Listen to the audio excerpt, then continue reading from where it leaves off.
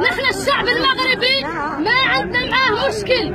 السلطات المغربية تجند الشعب المغربي ضدنا. احنا الصحراويين هم اللي عندنا ضحايا. عندنا ضحايا شهداء في قداميزيك، عندنا ضحايا شهداء من 75، عندنا ضحايا مفقودين من 75، عندنا سجناء من 75. الشعب الصحراوي ينحبس وينقتل.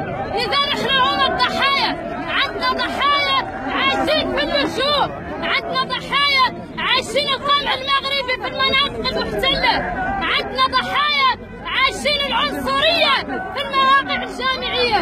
يعني نحن هم الضحايا. نحن نصري التحرير، شعب الصحراء سير، نحن نصري التحرير، شعب الصحراء سير، نحن نصري التحرير.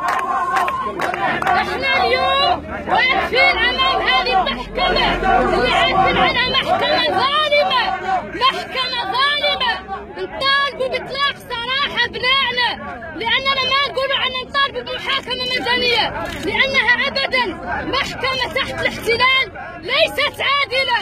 نطالبوا باطلاق سراح ابنائنا ونطالبوا بمفقودينا. واليوم الشعب الصحراوي واقف في المناطق المحتلة، في المواقع الجامعية، في المدن المغربية،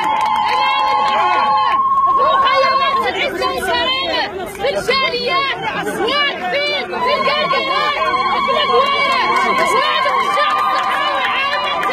نطالبوا باطلاق سراح ابنائنا ونطالبوا باستقلالنا. كل الوطن